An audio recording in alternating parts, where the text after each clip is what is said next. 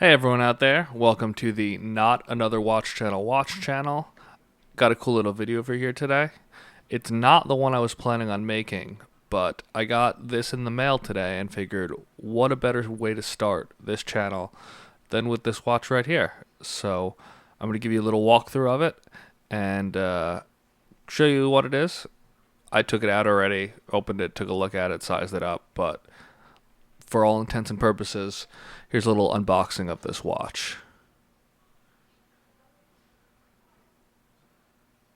As you can see here, it's a great Timex.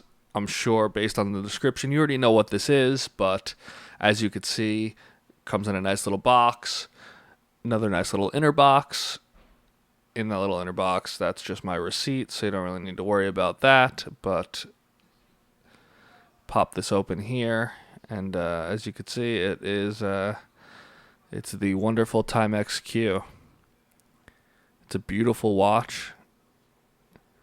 It's kind of everything you would want in not a cheap watch, but a very affordable style, vintage looking watch.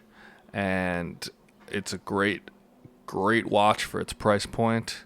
Here's a better look at it. You have the beautiful Pepsi bezel, the nice blue face, very vintage looking, a very nice back with a very compatible battery door that we could all easily change our own batteries for, which is so important. That bracelet is nice. The bezel here, as you can see, it moves both directions. Kind of hard to turn with gloves on, but trust me, it is not actually that difficult to turn. It's omnidirectional, 12 hours, which is great because it's very easy to set your time zones. Don't need to worry about a GMT hand or all that stuff. This bracelet is wonderful. It's very easy to set. Here it is on my wrist. Very comfortable watch. Very well fitting. It has the taper on it, like a Rolex Oyster bracelet would, or it's thicker up by the face and the case, and then tapers down to where the clasp is, which I personally love in a watch, and I think that makes any watch at a lower price point look incredibly great.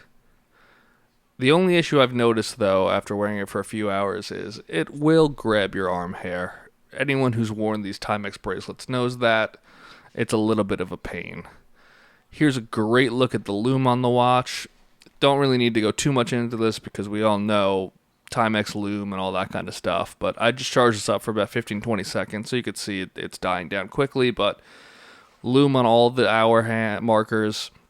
Hour hand, second hand, just not over at the 3 o'clock where the time and the day of the week is. I mean the date and the day of the week. But fairly standard for this dive style watch. And it's a great looking Lume in the dark.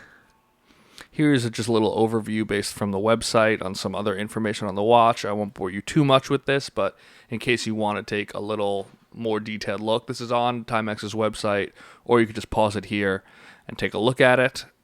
All of the information you need is there. Well, I just want to thank everybody for coming along and enjoying this first video of mine. I'm going to do a lot more of these. I love this watch. It was a real pleasure to wear and enjoy while making this. Keep coming back.